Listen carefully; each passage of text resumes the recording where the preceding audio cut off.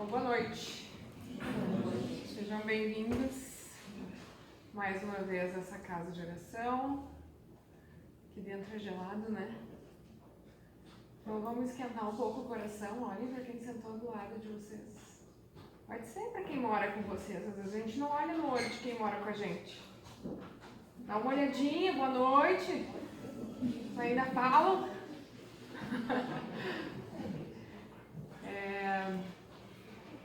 Então vamos nos concentrar, vamos preparar esse ambiente para receber toda a energia que vocês vieram em busca, toda a energia que a espiritualidade prontamente disponibiliza para cada um de nós.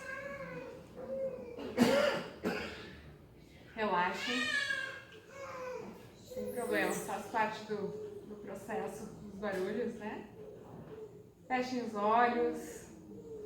Se concentrem no aqui e agora e respirem. Imaginem que toda a energia, toda a luz,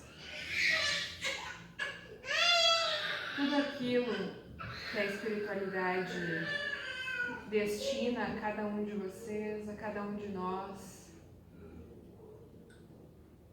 recebemos através da nossa respiração. Então vamos aspirar tudo que dá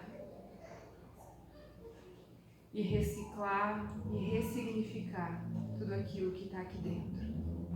Pesado, difícil, depois de um dia cansado, um dia de trabalho, a gente elimina esse ar, recicla as energias e reenergiza todas as células do nosso corpo.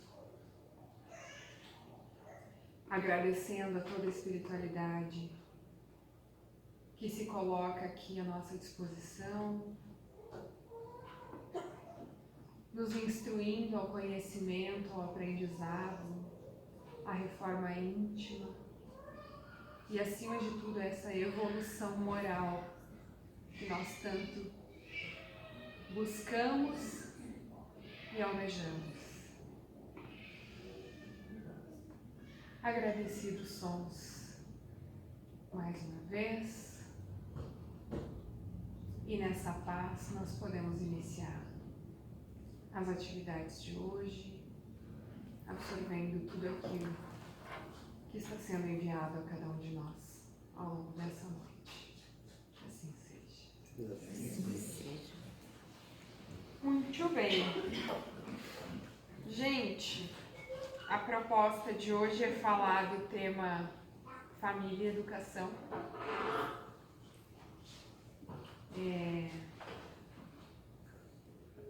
E eu gostaria de questionar vocês, antes de adentrar no texto, que faz parte desse livro ali que eu coloquei, Estudo com Jesus, da Félix.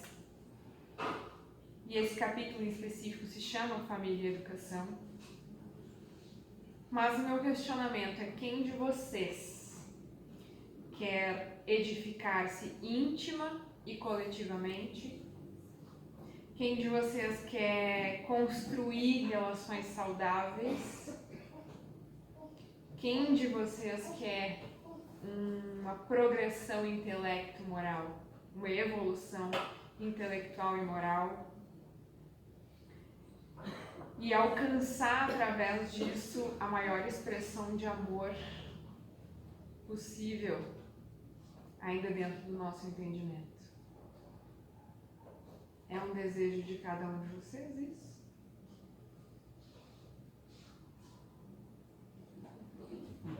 Ótimo, obrigada.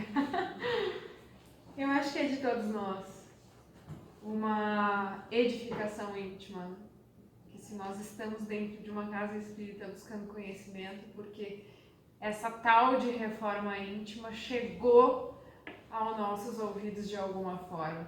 E se não chegou como um convite, ela chega como uma imposição depois de nós adentrarmos essa seara do mundo espiritual e a interferência na nossa interconexão com o plano eterno, porque nós somos espíritos eternos, corpos transitórios.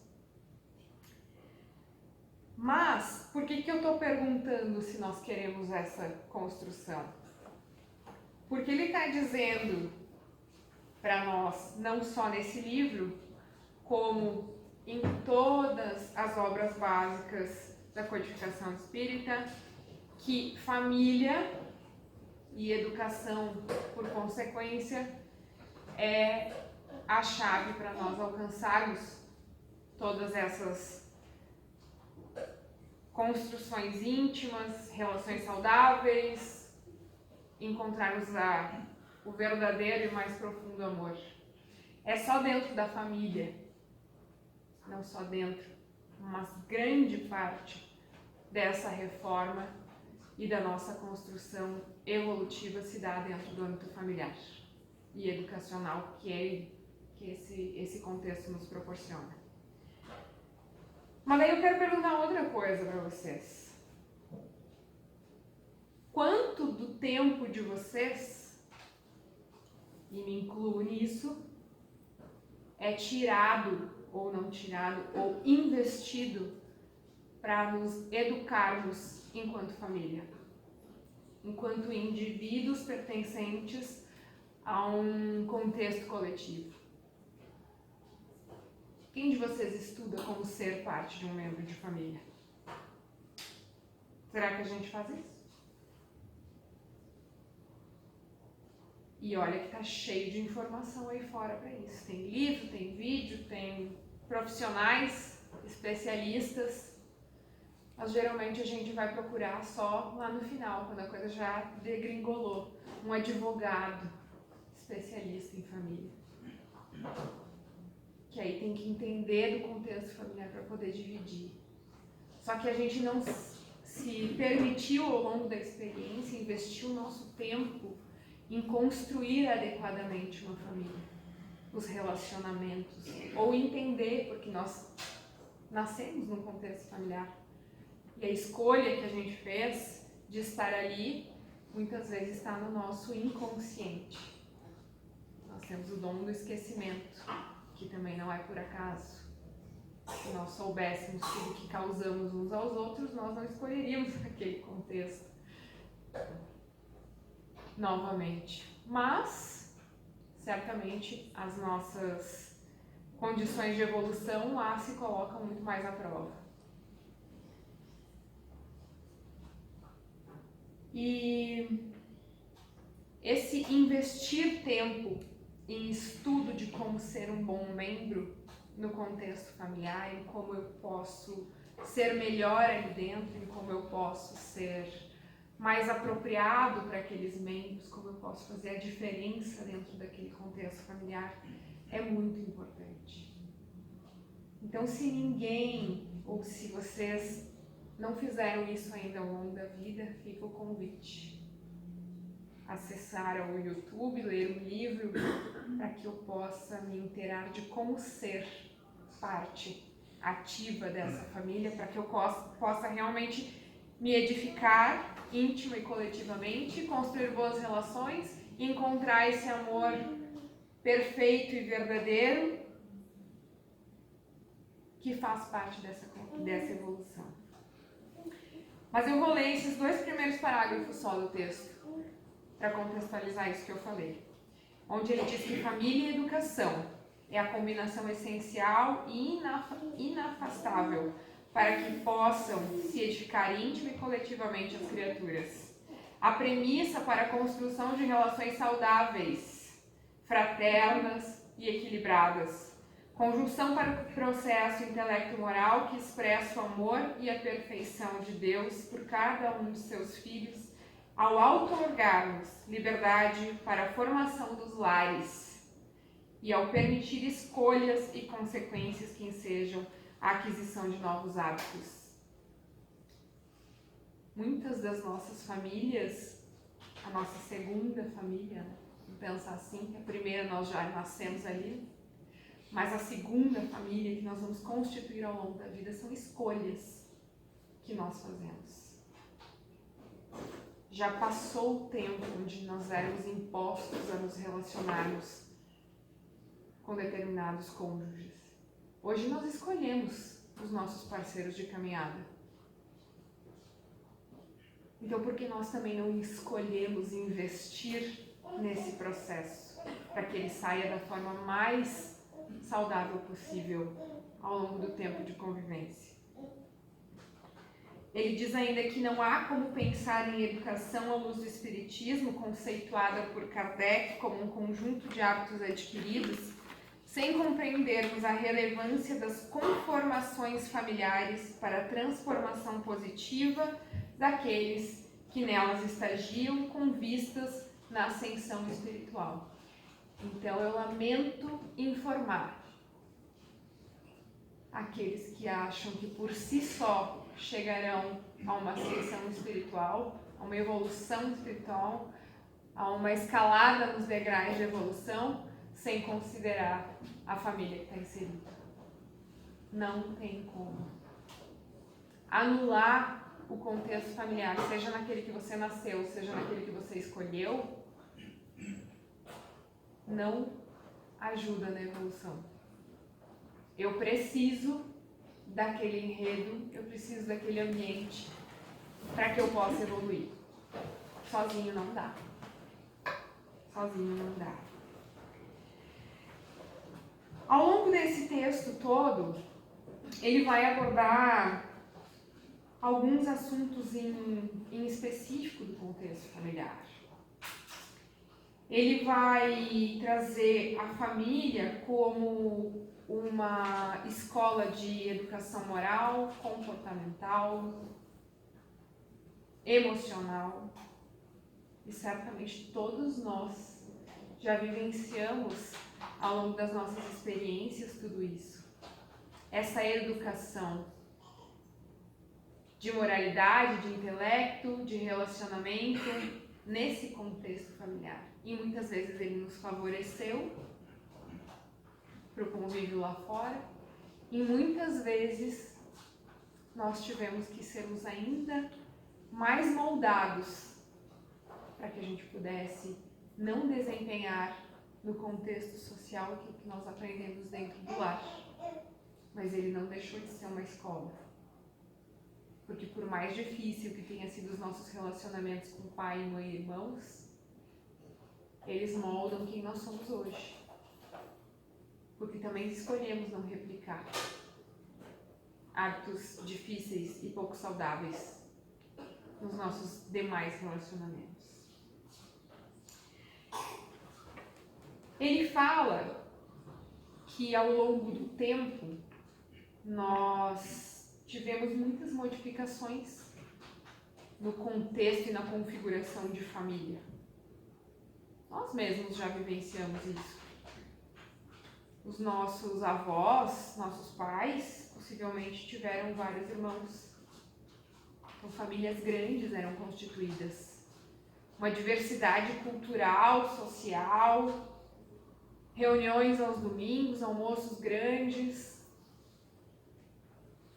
E que possivelmente hoje, mesmo que essas famílias ainda existam, nós não continuamos a configuração de nos reunirmos, de nós confraternizarmos em família.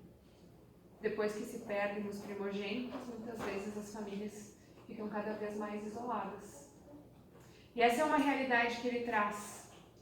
Como hoje, famílias muito mais enxutas, sem tantos filhos,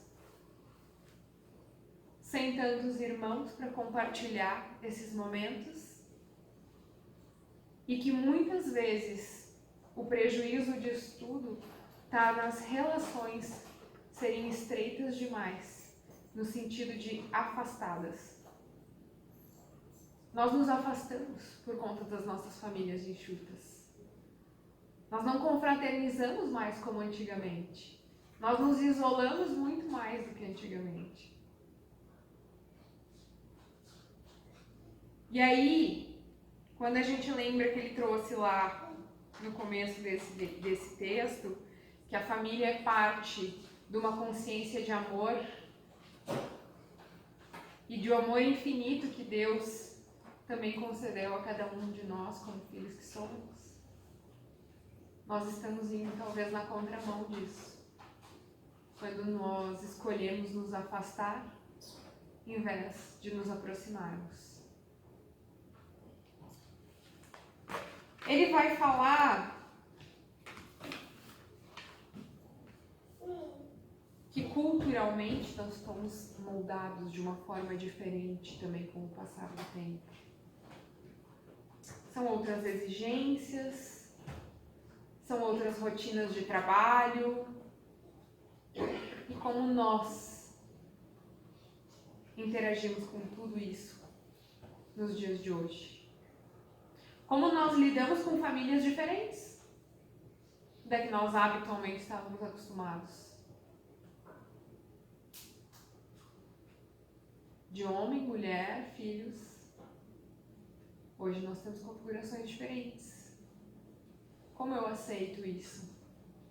Como eu configuro isso na minha cabeça? Em famílias constituídas por 2 homens, 2 mulheres.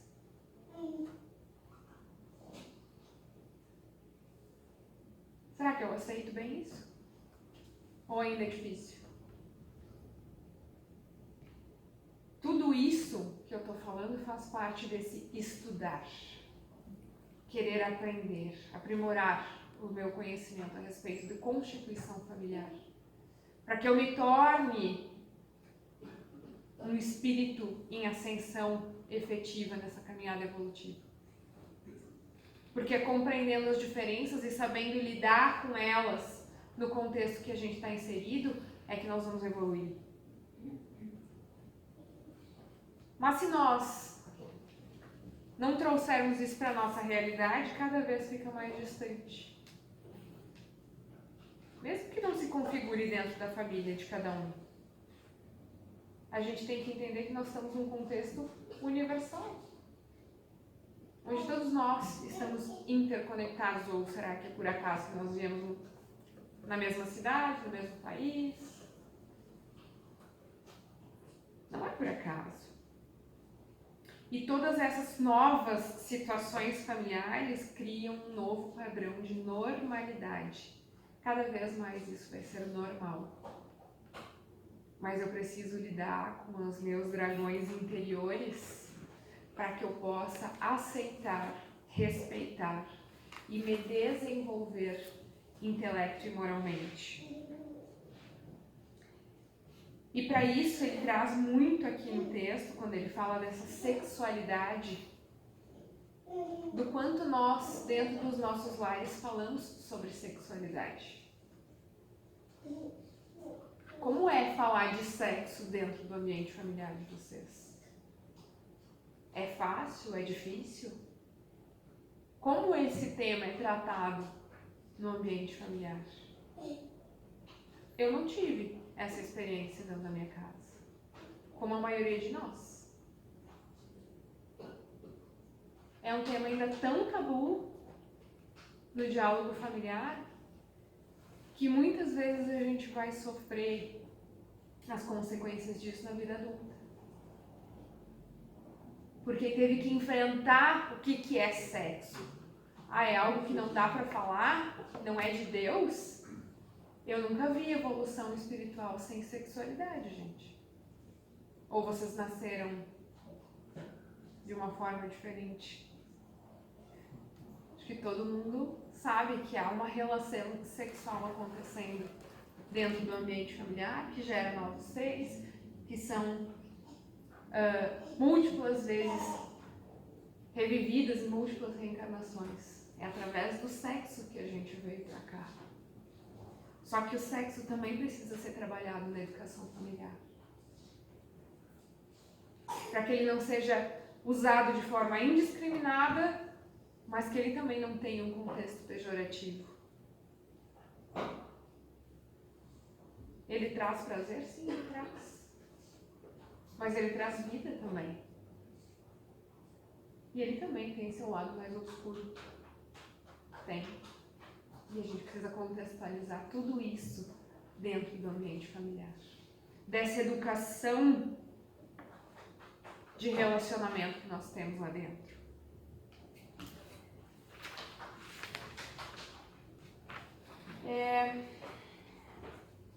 Eu queria só ler para vocês, deixa eu ver onde é que eu destaquei, aqui, que ele diz que dentro do âmbito familiar há, portanto, demandas educativas a serem vivenciadas em todos os formatos familiares, independente das nossas configurações serem heterossexuais, homossexuais, independente disso. Todos os formatos familiares, tais como a empatia, o altruísmo, o auxílio mútuo, o perdão, a superação das competições lamentáveis, a reconciliação com adversários de ontem e do hoje, a condução amorosa dos filhos biológicos ou adotivos, as complexas expectativas, as frustrações, os sonhos da conjugalidade, o acolhimento dos pais e avós idosos, os relacionamentos entre pais, filhos e irmãos. Eu vou me deter em algumas palavras só que ele traz aqui, como sendo responsabilidade do contexto familiar. E vocês aí se perguntem se isso está sendo vivenciado dentro do âmbito familiar de vocês. Empatia. Empatia, eu estou conseguindo me colocar no lugar do outro. Pais estão conseguindo se colocar no lugar dos filhos. Eu sei que o pai tem uma dificuldade, já passou por aquilo. E ele não quer vivenciar aquilo de novo, não quer que o filho vivencie, mas muitas vezes a gente se esquece de se reportar de novo para aquele ambiente e dizer, bom, tá tudo certo, eu também não ouvi a minha mãe, eu também não ouvi o meu pai, tive que passar por essas dificuldades. Então, independente de qual a configuração, se mais velho ou mais novo, a empatia tem que existir, porque eu preciso me colocar lá. Eu preciso me colocar no lugar do meu esposo, da minha esposa, e ver como é que funciona o contexto onde ela está inserida. Que os corpos fisiológicos reagem de formas diferentes. Que as emoções são sentidas de formas diferentes. Que o homem é mais racional e a mulher é mais emocional, ou às vezes é o inverso. Mas é só no processo empático, quando eu saio da minha zona de conforto e vou vivenciar aquilo naquela situação, que eu vou sentir o que o outro está sentindo.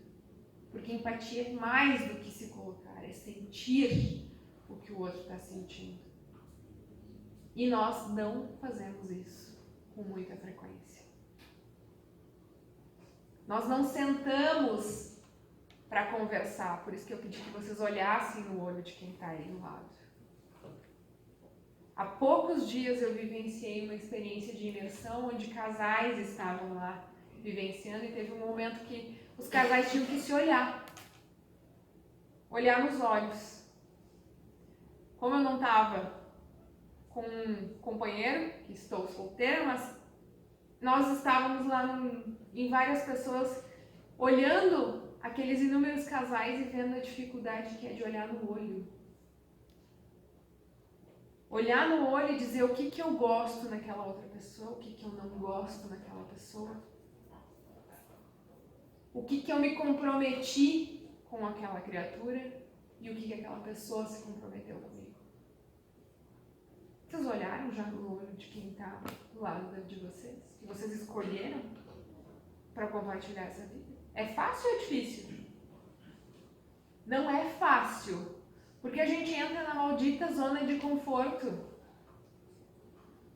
E aí a gente não consegue mais olhar no fundo do olho e dizer, cara, eu gosto muito disso, mas eu ainda não gosto disso.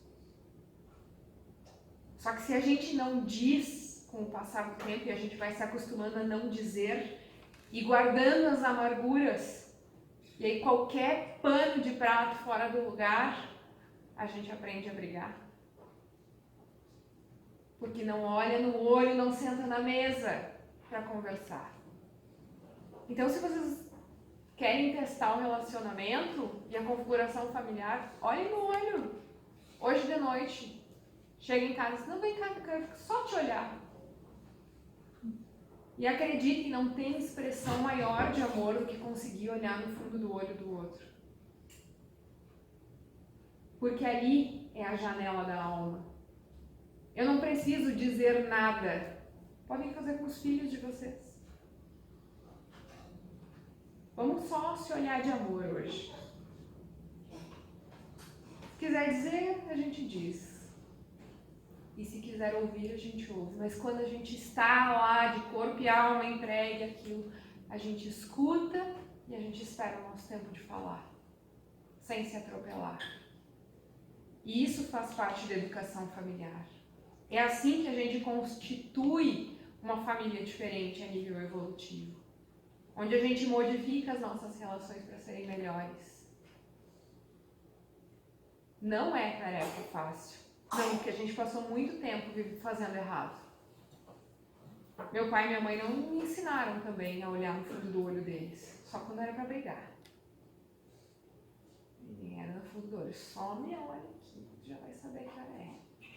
Mas muitas vezes a gente não sentiu o olhar de afetividade, porque também eles não souberam e replicaram, e assim vai um ciclo vicioso até que a gente bote um basta daquilo, diga eu preciso de amor, então eu vou em busca dele. Eu busco abraço, eu busco carinho, eu busco eu te amo, não com uma imposição de ouvir de volta, mas porque eu tenho necessidade de demonstrar. E aí isso entra na segunda palavra aqui que diz auxílio mútuo. Quando nós entendemos isso, que estamos co-criando juntos aquele ambiente, onde todas as partes são responsáveis.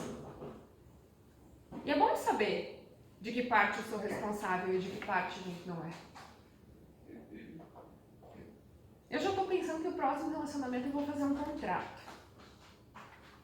Né? E aí a gente vai escrevendo o que eu me comprometo a fazer nesse relacionamento, o que eu não me comprometo, porque a gente esquece disso.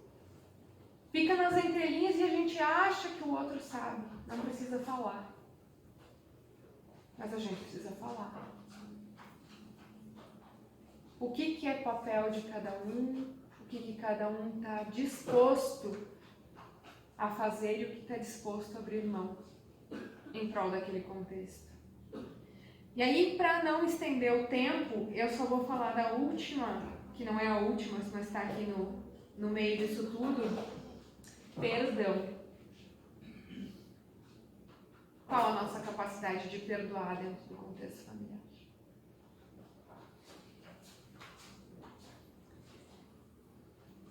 E essa palavra, ela bem forte para mim, porque ontem, enquanto nós conversávamos num grupo de amigas, e quando vocês forem para alguma terapia familiar aí, ou num workshop onde nós trabalhamos contextos familiares, a gente percebe que todas as famílias apresentam dificuldades. Todas. Ou a gente tem algum atrito com o pai, ou a gente tem algum atrito com o irmão, ou a gente tem algum atrito com mãe. Tô mentindo? Não, né? Ou porque não recebeu todo o amor que queria, que achava que merecia, ou porque não foi da maneira como eu esperava. Todos nós temos as nossas dificuldades. E aí nós vamos perpetuando essas dificuldades ao longo das múltiplas gerações. E aí a gente quer fazer diferente, mas esqueceu disso aqui, de perdoar. Ah, mas como é que eu vou perdoar se meu pai fez isso, se minha mãe fez aquilo e aquele outro? Foi embora, traiu minha mãe, sei lá, inúmeras possibilidades que acontecem. Perdoar não é esquecer o que aconteceu. E muito mais que muitas vezes a gente toma dor que não é nossa. Porque esqueceu que pegou o trem andando. Pai e mãe já existiam antes de nós. Os acordos que eles fizeram pertencem a eles.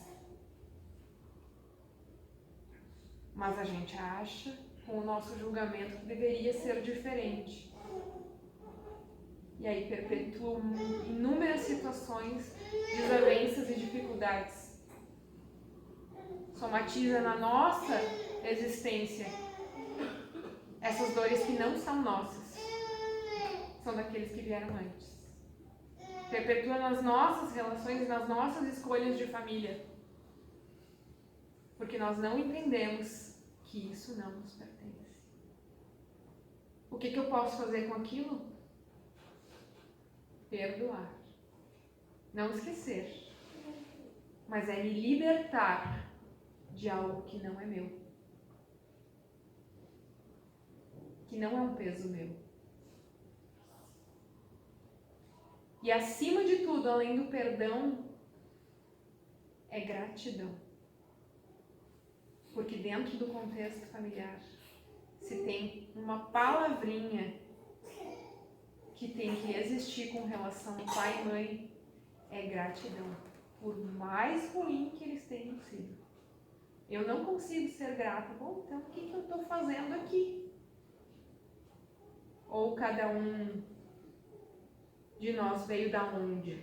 Como é possível estar vivendo essa experiência se não foi porque duas criaturas autorizaram a nossa vida? Então, se nada mais existisse, o amor está falhado lá dentro, não está na melhor configuração que eu gostaria de pai e mãe em contexto familiar, que exista gratidão e respeito. Só pelo simples fato de nós estarmos vivos. Gratidão. Obrigada. E se eu não consigo dizer para o meu pai e minha mãe isso, façam isso através da prece. E já é o suficiente. E aí eu vou desconstruindo a minha muralha de dores que não são minhas, de mágoas que não são minhas, que eu estou carregando de outras gerações. E aí eu vou deixando o amor entrar, vou deixando o amor entrar. Porque quando eu sou grata por aquilo que eu sou e eu tenho, nem que seja a minha vida, eu já desconfiguro um monte de coisas e abro espaço para a luz entrar. Então, como tarefa de casa, que quem puder dizer obrigado para o pai e para a mãe, faça esse esforço, porque às vezes ele é quase que nem movimentar uma montanha, mas é um esforço necessário. E se não está mais aqui, faz através da oração. E se não consegue pessoalmente, faz através da oração. E para aquele que vocês escolheram estar junto, seja marido, mulher, ou seja os filhos que convivem com vocês, olhem com amor. Pode ser 20 segundos de amor através do olhar, só. Mas a gente vai quebrando uma barreira muito construída por tempos e tempos, onde nós não conseguimos nos olhar nos olhos e demonstrar afeto sem sequer uma palavra. Mas a gente sabe quando tem amor no olho, né? Todos nós temos, já vivenciamos isso. Eu não quero me estender, já me estendi, mas agradeço a paciência de vocês e convido para que os nossos irmãos do passe possam se colocar ao longo da sala. E aos que estão aí receptíveis, relaxem e respirem. Respirem.